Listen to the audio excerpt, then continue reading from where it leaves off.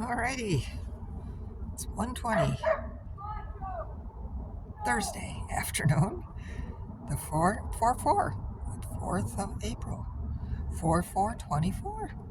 How about that? Um, yeah, so just a little bit of a pause in between. Whew. Um, just, oh, cleaning and organizing in my tent, and still probably only about 1/3 done.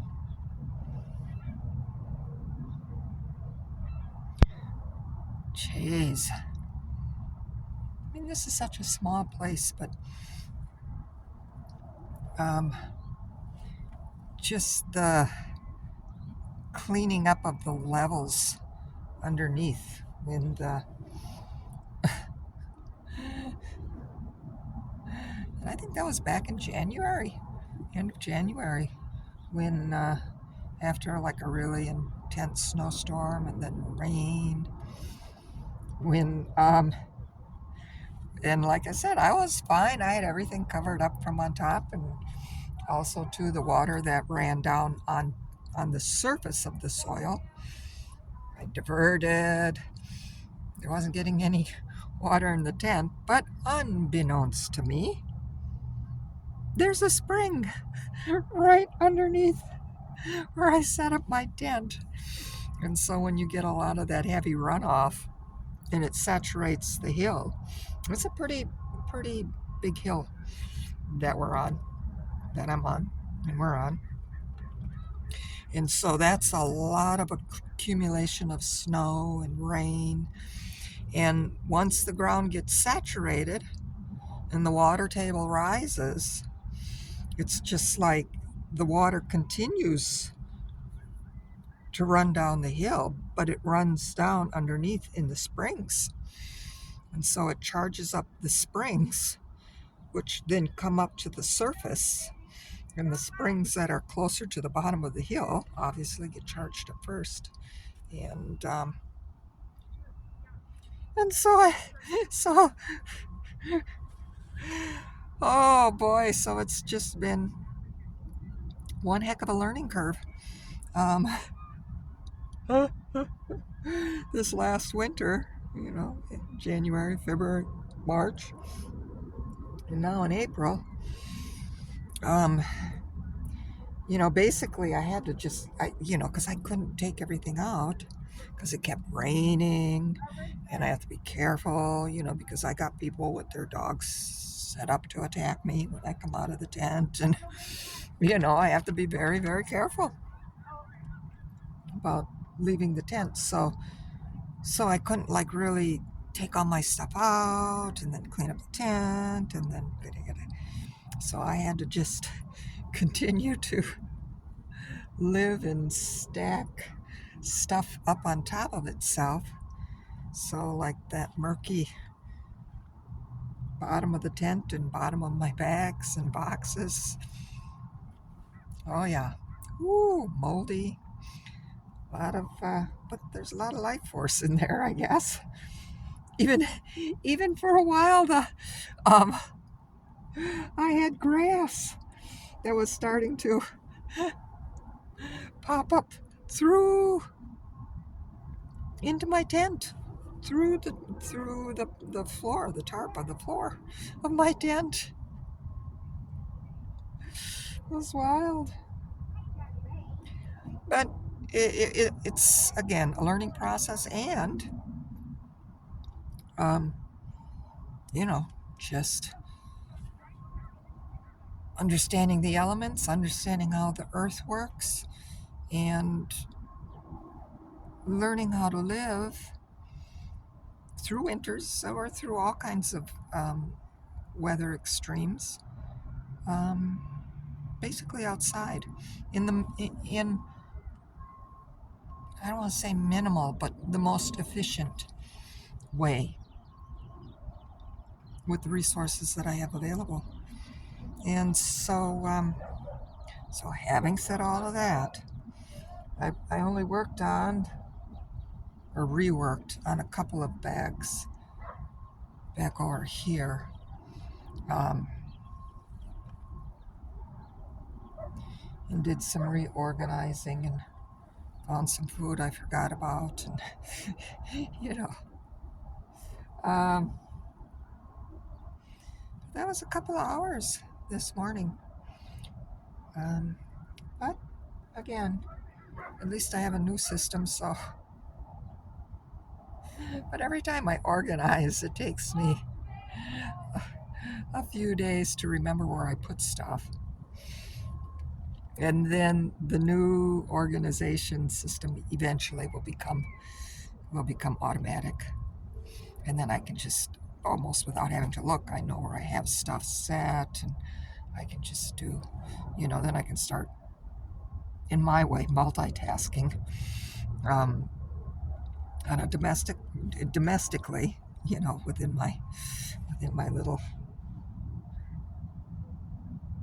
home, you know, where my bedroom and my kitchen and my office and the bathroom is all on a like 8 foot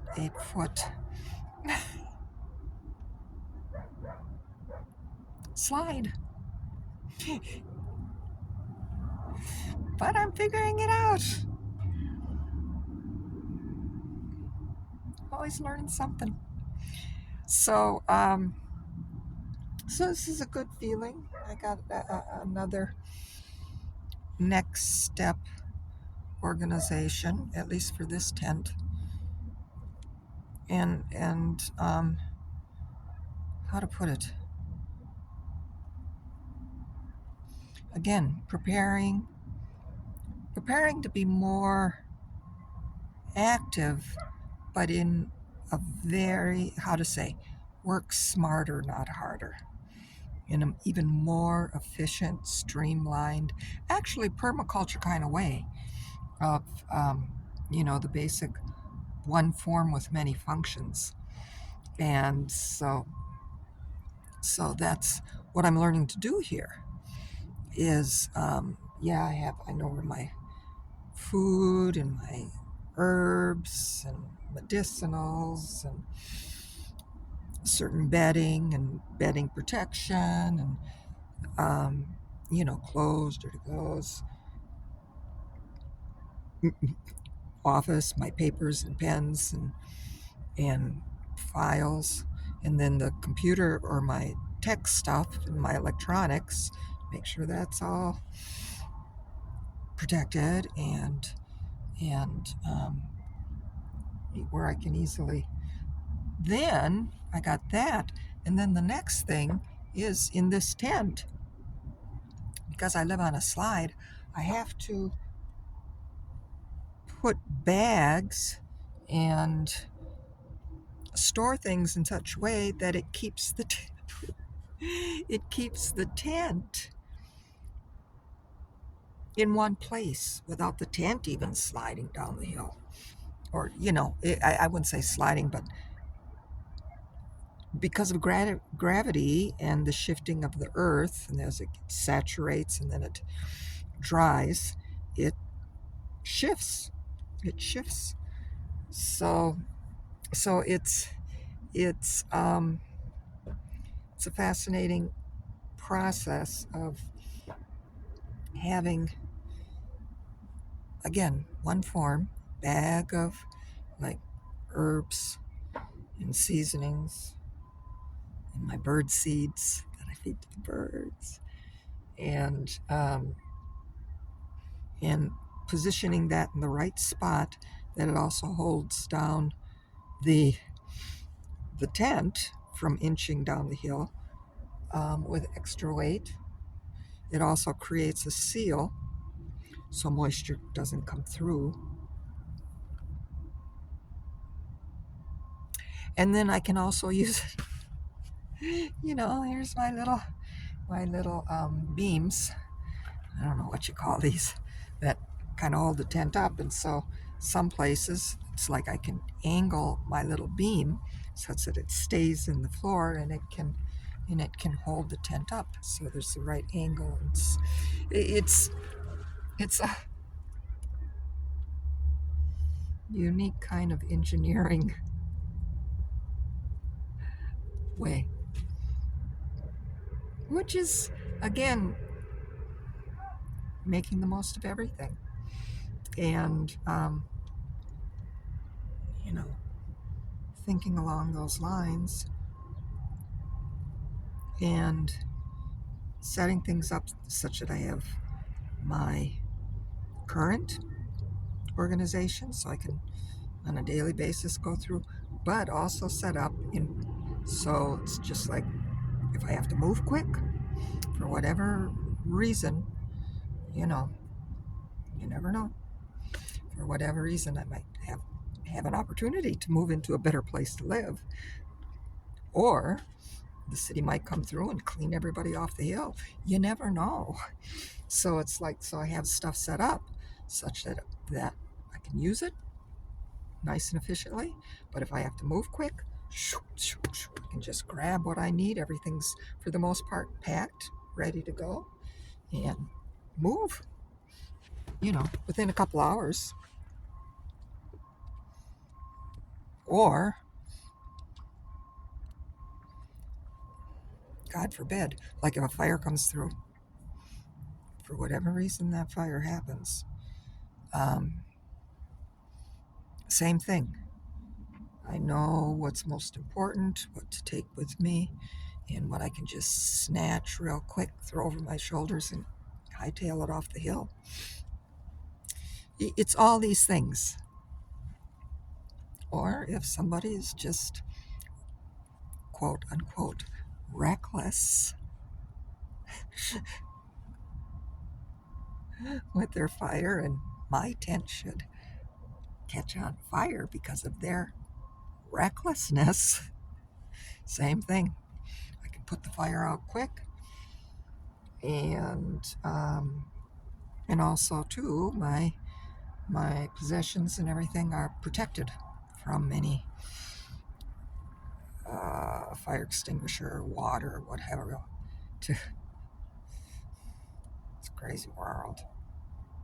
Crazy world. Crazy world. Oh, baby. So, yay! So, this was this morning's lesson of adaptation and kind of permaculture preparation. Kind of a prepper on a whole nother level, a mobile prepper.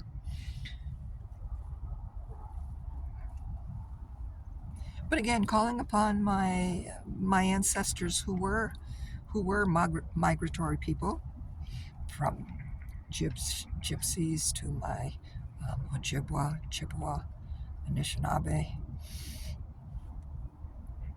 ancestors who were migrational people. They didn't keep a house in one place all year long. They had the places where they did their spring fishing and they'd set up camp. And then in the summer months, they'd move their camp and tend to other parts of the forest where they did their gathering and planting. I mean, they were doing food forests for thousands of years, and even what they call permaculture and food forests. The man he was an Australian, so the white man who coined that term and he was always the first to say, this has been around for thousands of years. This is the way indigenous people all across the planet have not only survived, have thrived on this planet. But of course, that part is missing in all these people who want to do permaculture design courses and charge people insane amounts of money for appropriated information that indigenous people have been doing for thousands of years. But that's the way this world operates. So, having said all of that, Oh boy. So, okay, so kind of looks like my neighbor is hopefully getting ready to leave. He usually turns his, yeah, he is. Hold on. Yep, so that works. I just wanted to see outside. That wind is really cold today. So I like, and then one of my neighbors, just 2 tents over, also made a fire this morning, and the smoke went right into my tent. Okay, so,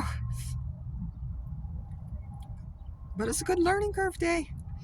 It is, and now it's now just pausing, making my little educational video or journal, whatever, of this process.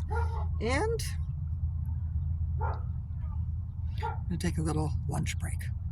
So, 1606, Waheguru Chimequich, Brahmapi.